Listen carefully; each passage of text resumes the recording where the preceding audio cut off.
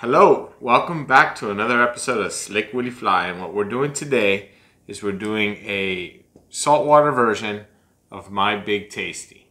This is probably my single most go-to fly, fresh or saltwater.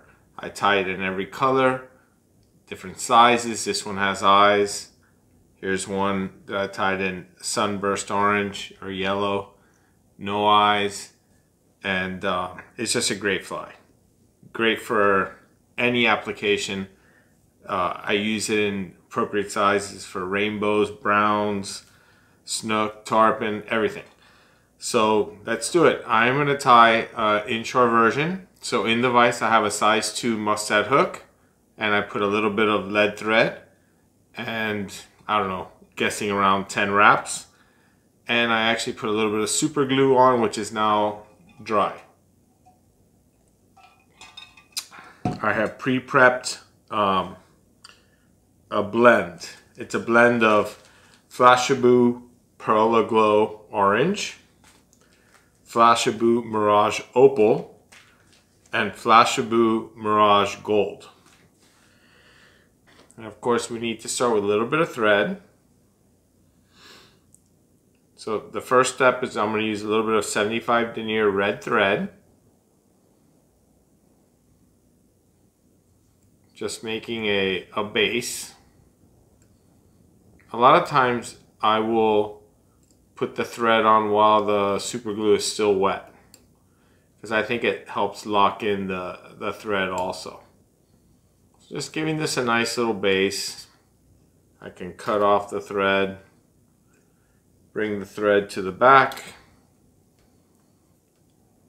and now we can start thinking about the tail. So the tail, what I want is to be a little bit longer than the fly itself. And I have done this fly a bunch of times in my life, so I kind of know the length that I'm looking for. But you know, it's like anything, a little trial and error, and the length that I like might not be the length that you like. But I'm going to go ahead and put on, now these are staggered as you can see. So I'm just going to go ahead and put them on, and remember, you can always trim this up. So a couple of wraps just to make sure I like where it's sitting, which I do. I'm going to go ahead and lock this in.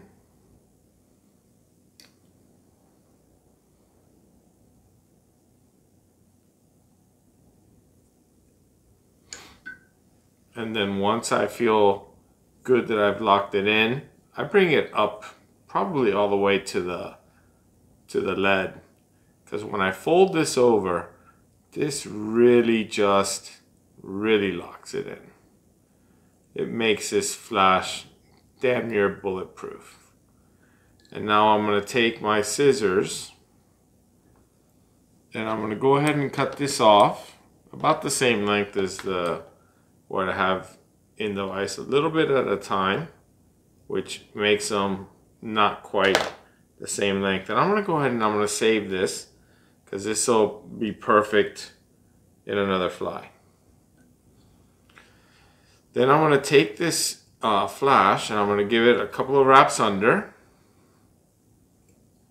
and above, and I'm just trying to keep it nice and hard in that position there so it won't foul. Now, I've showed you a pink and I've showed you a yellow. In both of those I used black thread. For this fly I've decided to use red thread, because when I pre-prepped my Marabou for this fly, I decided to go with white. And what I have here is a little bit of white Marabou ready to go. I'm going to put a link in the video to how I prepare Marabou for this fly. But the Big Tasty, this is one of my go-to flies. Now, I'm going to give you a little bit of a background here. So essentially, this is a Marabou streamer. So why do I call it a Big Tasty? I call it a Big Tasty because many years ago, my brother-in-law taught me how to make a Marabou streamer.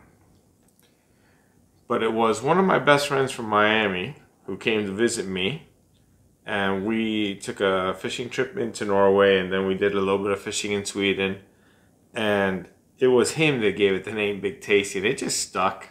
It's just a silly little name, but it got the name because, man, this fly just catches fish. That's just the bottom line. So I created a dubbing loop. I put my white Marabou in the dubbing loop. I don't want too much Marabou beyond the loop because I don't want it to have gigantic clumps. And now we're just gonna give this a good spin and spin up this Marabou just like that. Give it a little spin. Nice. Then I take a needle and I pull out some of this trapped Marabou fibers. Now when I prepared this Marabou, I used a little bit of Flashabou Mirage Opal in the with the feathers, with the 2 Marabou feathers that I prepared. And I'm gonna put a link on how I prepare this. Super simple, and I promise you that by doing it this way, makes the Marabou pretty tough and durable. It makes this fly actually very durable. Now, Marabou is by itself is an easy material to rip, but when you do it this way, it's very durable. So I just stroke everything back and I start to make turns towards the eye of the hook.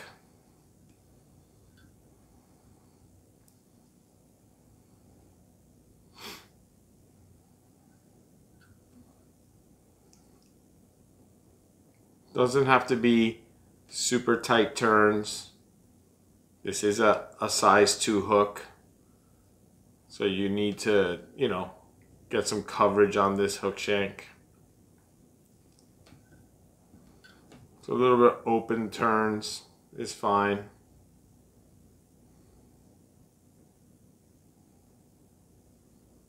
Stroking everything back on every turn.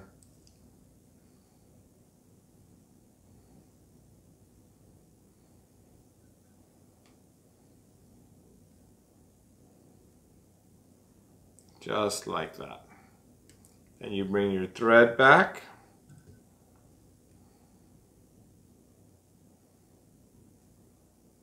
All the way back to the dubbing loop. And you capture your dubbing loop. Just like that.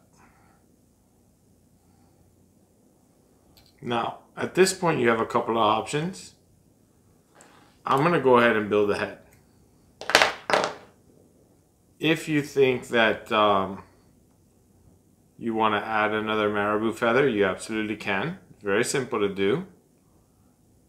I can actually show you how you would do that. But before we do that, the next step that I would take, because I actually like the way this has ended up, is you would take a needle and you just dig out any fibers that might be trapped.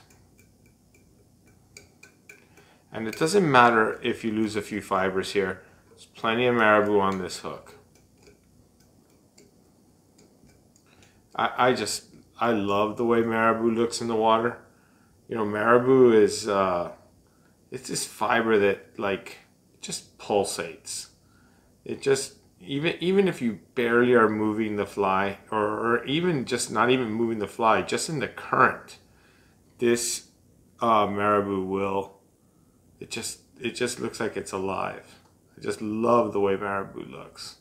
And unfortunately, I take it back. I'm not going to show you how to attach another feather because I just really like the way this has ended up. I think that the length is just perfect. We can do another video where we would add additional Marabou feathers. So what I'm going to do at this point is a whip finish.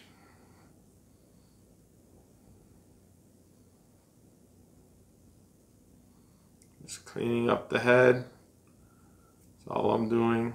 Stroking everything back. Cleaning up the head. I'm going to give this a whip finish.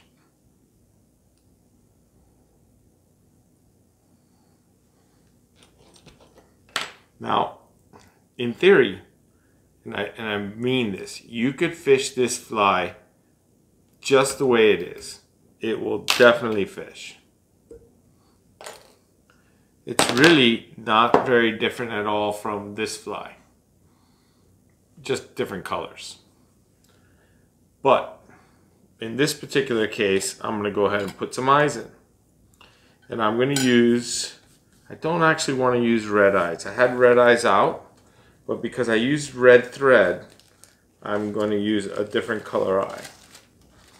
So I'm going to dig out some eyes real quick. Just moving some stuff out of the way here.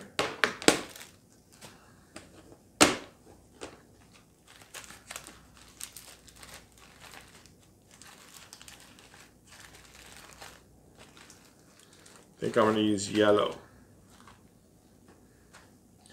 Now you can use large size eyes, you can use smaller eyes, it doesn't much matter. I'm not going to use gigantic eyes, only because I want to keep this head relatively small, so to say. So what I'm going to do, actually, I'm going to use, took one step too quick here, put this eye down. I'm going to stroke back all these fibers.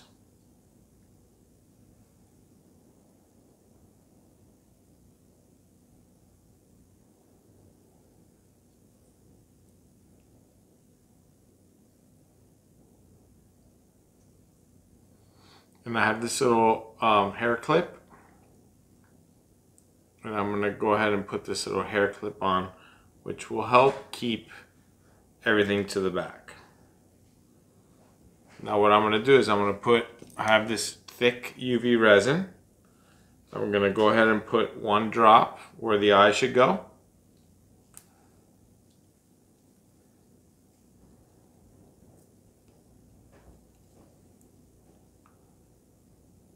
And where the eye placement is for me, it's right where the Marabou ends, and even with the hook shank. That's the eye placement for me.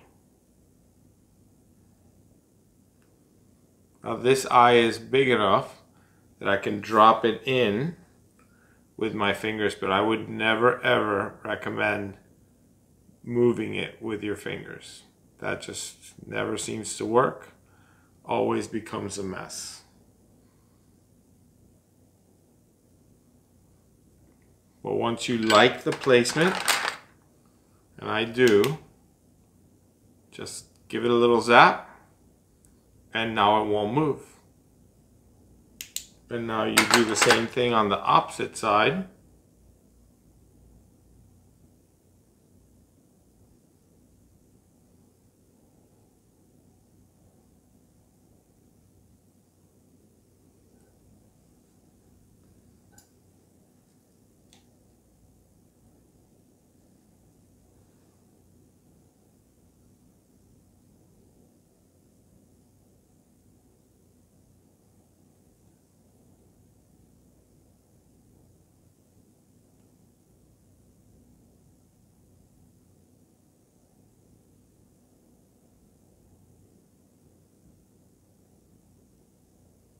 And you're not in any rush. Take your time. Make sure you like the placement. And once you're happy with it, I think I'm happy with that.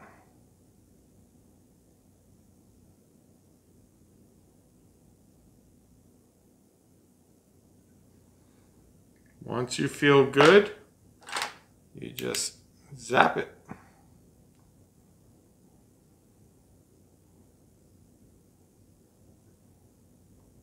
So for me, this fly right here that I'm tying, this is Snook, Tarpon, In this size, it of course would have to be juvenile tarpon. Redfish, sea trout, snappers, jacks, pretty much anything that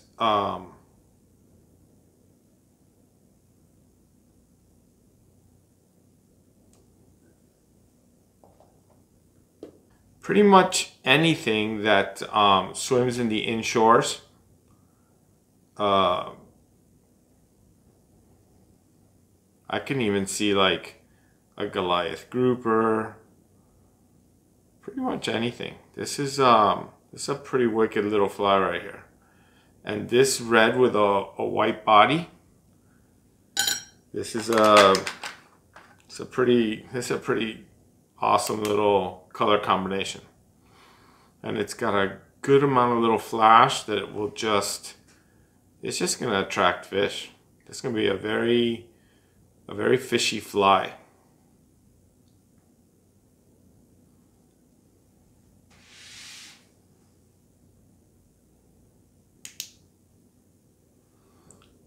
So what we're gonna do now is I'm gonna switch to a thinner viscosity UV resin. I'm done with this super thick stuff. And we're just gonna finish making the head. You know, in these other flies, like in this one, I put in a weed guard, but I decided that I'm not gonna put a weed guard in this one. You know, I mix and match. I use these in a variety of different ways, so I don't need a weed guard on everything. So I'm gonna go to a little bit thinner viscosity, and I'm gonna start right at the head, making sure that the gap between the eyes is filled. Got some bubbles in there. There we go, that looks better.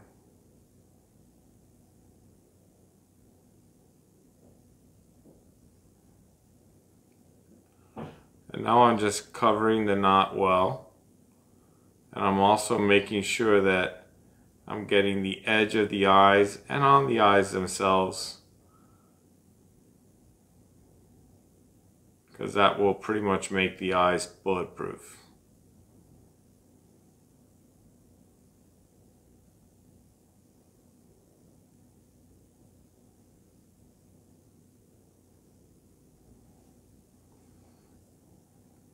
Perfect. And as you can see, I'm in no rush. As long as the UV resin hasn't been hit by a UV lamp, it won't get hard. So now I'm just gonna spin this fly a little. I'm gonna use gravity and my needle just to make this fly go exactly the way I want. I think there's a spot that's a little bit light on resin here.